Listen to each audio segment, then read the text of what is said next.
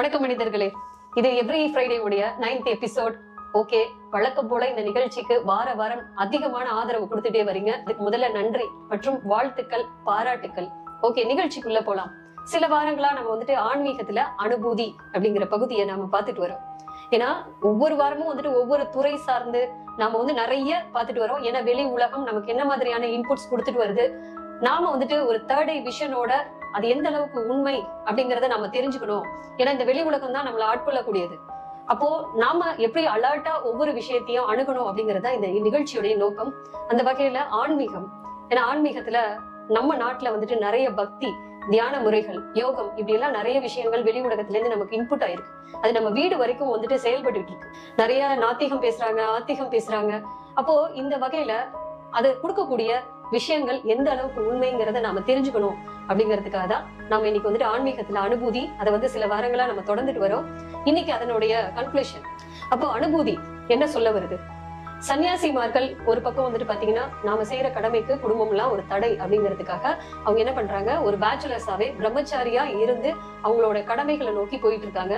அதையும் முழுமைப்படுத்த முடியல அவங்க. அதே போல ஒரு பக்கம் உலகத்தார் பாத்தீங்கன்னா குடும்பத்தோட இருப்போம், சொசைட்டியை பார்ப்போம், தென் மகன் மகள் பேரன் பேத்தி இந்த வம்சா விருத்தி பண்ணிட்டே போறாங்க. இவங்களோட கடமைகள், இவங்களுக்கு எல்லாம் திருமணம் பண்ணி வச்சு படிக்க வச்சு திருமணம் பண்ணி வச்சு அவங்களுக்கு ஒரு குழந்தைகளை பார்த்தாலே தன்னுடைய கடமை நிறைவேறுது, அவங்கள கரை சேர்த்தாலே போதும் அப்படின்னு நினைக்கிறாங்க. அதுவும் கிடையாது. அப்போ ஒரு பக்கம் சன்னியாசிமார்கள், இன்னொரு பக்கம் உலகத்தார், இவங்க எல்லாருமே அவங்களோட லைஃப எப்படி கம்ப்ளீட் பண்ணணும், ஃபுல்ஃபில் பண்ணணும், ஃபுல்ஃபில்டா ஒரு வாழ்க்கையை எப்படி வாழணும். அப்ப லாஸ்ட் வீக்ல நம்ம என்ன பேசிட்டு இருக்கோம் அப்படின்னா, அனுபூதி ஒரு பக்கம் உலகத்தார் தன்னுடைய உயிர் என்ன இன்ஸ்ட்ரக்ஷன்ஸ் கொடுக்குதுன்னு கவனிக்கிறது இல்ல. அதனால அவங்க என்ன விஷயங்கள் நினைச்சாலும் அதை செயல்படுத்த முடியல, செயல்படுத்தினாலும் அதுல வெற்றி அடைய முடியல, தன்னுடைய கோலை அச்சீவ் பண்ண முடியல உலகத்தார். இன்னொரு பக்கம் சன்னியாசிமார்கள் தன்னுடைய கடமையை நிறைவேற்ற முடியல. காரணம் என்ன? இவங்க தன்னுடைய உடல் என்ன இன்ஸ்ட்ரக்ஷன் கொடுக்குதுன்னு சன்னியாசிமார்கள் கவனிக்கிறது இல்ல.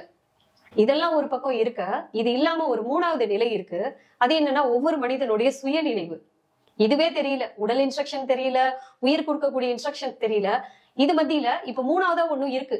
அது இப்பதான் நம்ம தெரிஞ்சுக்கவே முடியும். அது என்னன்னா ஒவ்வொரு மனிதனுக்கும் சுய நினைவு. ஏன்னா உலகத்தார் என்ன பேசிட்டு இருக்காங்கன்னா, உடல் அப்படிங்கிறது தெரியும், ஆன்மாங்கிறது தெரியும்.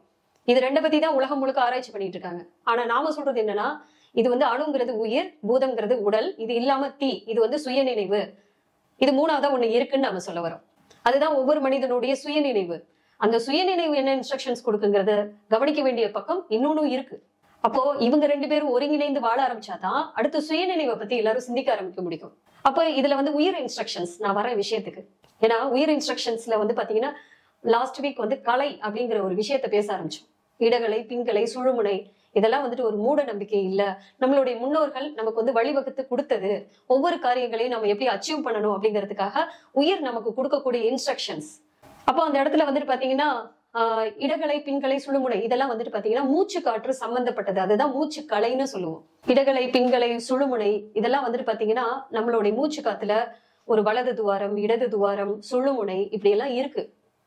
அப்போ ஒவ்வொரு விஷயங்களை நாம சாதிச்சுக்கணும், வெற்றி பெறணும் அப்படின்னா அப்ப எந்தெந்த கலைகளை பயன்படுத்தணும்.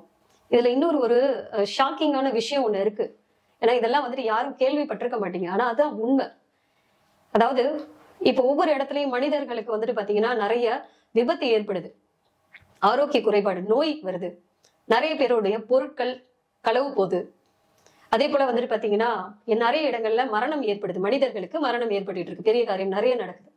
இதெல்லாம் எதனால அப்படின்னா, இது ரொம்ப ஷாக்கிங்கான விஷயம். எந்த ஒரு மனிதனுக்கு 3 நாட்களுக்கு மேலாக மூச்சு காற்றுல சுழுமுனையில காற்று போச்சுன்னா மரணம் சம்பவிக்கும். அதே போல பாத்தீங்கன்னா இடகலை, பின்கலை இதுல எந்த கலை 3 நாள் அதிகமா போச்சுன்னா அவங்களுடைய பொருட்கள் களவாடப்படும், மிஸ் பண்ணுவாங்க, தொலைச்சிடுவாங்க, திருட்டு போயிடும், உடல் ஆரோக்கியம் கெடுது, இல்ல உடல் காயப்படுது, நோய் வருது அப்படின்னா 3 நாட்கள் ஒரு கலை. இப்படி எல்லாம் ஒரு வாழ்க்கை முறை இருக்கு. இதெல்லாம் நம்மளுடைய முன்னோர்கள் உயிர் இன்ஸ்ட்ரக்ஷன்ஸ அவங்க கவனிச்சத அவங்களுக்கு அப்புறம் வந்த தலைமுறைகளுக்கு இதெல்லாம் சொல்லி கொடுத்திருக்காங்க. இதெல்லாம் மன்னர்கள் எல்லாம் பின்பற்றியது. செங்கோல் ஆட்சி முறை அதெல்லாம் நடந்ததெல்லாம் பாத்தீங்கன்னா இந்த மூச்சு காற்றை வச்சு இதெல்லாம் ஒரு பழக்கப்பட்ட ஒரு விஷயம். ஆனா இன்னைக்கு வந்துட்டு யாரும் அதை கண்டுக்கிறது இல்லை. அதெல்லாம் ஒரு ஆன்மீகம், அதெல்லாம் வந்துட்டு வயசான பிறகு நம்ம போய்க்கலாம் கத்துக்கலாம்னா எங்க போய் கத்துக்கிறது? அப்ப எப்படி உங்களுடைய கோல் அச்சீவ் பண்ணுவீங்க? நிறைய விஷயம் இருக்கு. பண சம்பந்தப்பட்ட விஷயங்கள் நாம வந்து ஹேண்டில் பண்றோம், அது வெற்றி அடையணும். கொடுக்கல் வாங்கல், ஒரு விஷயத்த வந்துட்டு நாம வந்து இம்ப்ரெஸ்டா முடிக்கணும். ஒரு விஷயத்தை நமக்கு சாதகமா வந்துட்டு நாம வந்து செயல்படுத்தணும். அதுல எந்தவித சுயநலம் இல்லாம நாம வந்து செயல்படுத்தணும். இதெல்லாம் லைஃப் சார்ந்து வந்து நடக்கக்கூடிய, உயிர் கொடுக்கக்கூடிய இன்ஸ்ட்ரக்ஷன்ஸ். தன்னுடைய தேவைகள் எப்படி பூர்த்தி பண்ணிக்கணும், சொசைட்டியோட தேவைகள் எப்படி பூர்த்தி பண்ணிக்கணும், ஹியூமனா வந்துட்டு முழுமையா எப்படி வாழணும், இதெல்லாம் கலை சொல்லி கொடுத்திருக்கு. அந்த மூச்சு கலை, இதுதான் உயிர் இன்ஸ்ட்ரக்ஷன்ஸ். இது தெரிஞ்சுக்கணும். ஒரு யங்ஸ்டரா இருக்கும் போதே, வாழ்க்கை இந்த சொசைட்டில ஹேண்டில் பண்ணும் போதே தெரிஞ்சுக்கணும். நம்ம வந்துட்டு அரசியல், பொருளாதாரம், ஆன்மீகம், சமுதாயம், கலை, இப்படி வந்துட்டு நிறைய விஷயங்கள் செய்துட்டு இருக்கோம். ஆனா வெற்றி அடையறது இல்லை. இதை நம்ம இம்ப்ளிமெண்ட் பண்ணோம், இதை கத்துக்கிட்டு நம்ம இம்ப்ளிமெண்ட் பண்ணோம்னா அத்தனையிலேயே சக்சஸ். அப்ப என்ன ஆகும்? நம்ம குடும்பத்தை முழுமைப்படுத்திடுவோம். சொசைட்டில நம்ம கலை சார்ந்து, ஆன்மீகம் சார்ந்து, பொருளாதாரம் சார்ந்து, எதை சார்ந்து இன்னொருத்தருடைய தேவைகளை பூர்த்தி பண்ண நம்ம திறமையை வளர்த்து வச்சிருந்தாலும் அதுல வெற்றி அடையலாம். அப்போ மனிதர்கள் வாழ்க்கை உலகத்தார் எங்க வந்துடணும்னா, உயிர் என்ன இன்ஸ்ட்ரக்ஷன்ஸ் கொடுக்குது தெரிய வரணும். அப்போ இங்க சன்னியாசிமார்கள் 100% அவங்க வாழணும், அதுக்கு குடும்பம் வேணும். உலகத்தார் உயிர் கொடுக்கக்கூடிய இன்ஸ்ட்ரக்ஷன்ஸ் தெரிஞ்சுக்கணும். இது மூணாவது ஒரு பகுதி இருக்கு, அதுதான் சுயம் சார்ந்த வாழ்க்கை முறை. அது என்ன சொல்ல வருது அப்படின்னா, ஒரு மனிதன் எப்படி சுய நினைவு சார்ந்து வாழணும். இதுதான் அடுத்த ஜெனரேஷன் இன் ஃபியூச்சர் வாழ போறாங்க. அதுதான் அனுபூதி, சுய நினைவு. ஒரு மனிதனுக்கு சுய கட்டுப்பாடை சொல்லிக் கொடுக்கும், சுய ஒழுக்கத்தை சொல்லிக் கொடுக்கும், சுய தவறை உணர்தலுக்கு சொல்லிக் கொடுக்கும், தன்னம்பிக்கையோட வாழ சொல்லிக் கொடுக்கும், தன்மானம்னா என்னன்னு சொல்லிக் கொடுக்கும், சுய சிந்தனையாளரா எப்படி மாறணும் அப்படிங்கறத சொல்லிக் கொடுக்கும். அப்போ உடல் சார்ந்த வாழ்க்கை முறை அப்படிங்கிறது என்ன அப்படின்னா, அது அறம். அடுத்து வந்துட்டு நாம உயிர் இன்ஸ்ட்ரக்ஷன்ஸ் கொடுக்கறதுனால நாம ஒரு வாழ்க்கை முறை வாழ்றோம், அது ஞானம். 100% அச்சீவரா வாழ்றது. மூணாவதா இருக்கக்கூடியது சுயம் சார்ந்த வாழ்க்கை முறை. அன்னைக்கெல்லாம் வந்துட்டு மனிதர்கள் தவறு பண்ணாம இருக்க நாம வந்துட்டு முதல்ல என்ன பண்ணிக்கிட்டோம்னா, மன்னராட்சி காலத்துல நிறைய தண்டனைகள் நிறைவேற்றுவோம், கட்டளையிடுவாங்க. அது அறம் சார்ந்த வாழ்க்கை முறை. அடுத்து வந்துட்டு பாத்தீங்கன்னா ஞானம். மனிதர்கள் எந்த மிஸ்டேக்ஸும் பண்ணக்கூடாதுங்கிறதுக்காக சட்டங்கள் நிறைய இயற்றினாங்க. மனிதர்களே சட்டமா மாறக்கூடியது எது அப்படின்னா சுயம் சார்ந்த வாழ்க்கை முறை. அப்ப இதுலயே இன்பேலன்ஸ் இருந்ததுன்னா நாம எப்படி வந்துட்டு சுயநினைவு சார்ந்த வாழ்க்கை முறைக்கு போறது? அப்ப அனுபூதிங்கிற வாழ்க்கை முறை இதுதான் சொல்லி தருது. அப்ப வெளி உலகம் நம்ம கொடுக்கறது எல்லாமே வந்துட்டு பாத்தீங்கன்னா ஒரு வியாபார நோக்கம்தான்.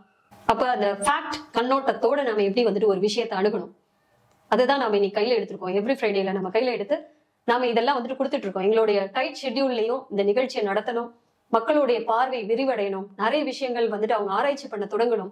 அதுக்காக தான் இதெல்லாம் நம்ம சொல்லியிருக்கோம். அப்ப ஆன்மீகத்துல நமக்கு சொல்லப்பட்ட விஷயங்கள் எந்த அளவுக்கு உண்மை, நாம என்ன கவனிக்க ஆரம்பிக்கணும், என்ன வாழ்க்கை முறையை இன்னைக்கு வரைக்கும் கவனிக்கல, அப்ப நம்ம எதெல்லாம் கவனிச்சு வாழணும், சக்சஸ் பண்ணிக்கணும், அடுத்து நம்ம வாழ்க்கை முறை என்ன, எதை நோக்கி போயிட்டு இருக்கு, எல்லாமே கவனிங்க.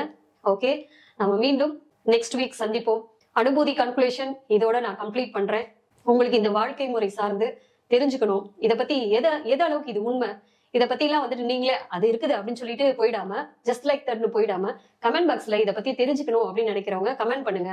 எந்த அளவுக்கு உண்மை இல்ல உங்க கருத்துக்கள் எதுவா வேணாலும் இருக்கலாம், அதை பதிவிடுங்க. ஓகே, அடுத்த வாரம் சந்திப்போம் வேறொரு துறையுடன். வணக்கம், வாழ்த்துக்கள்.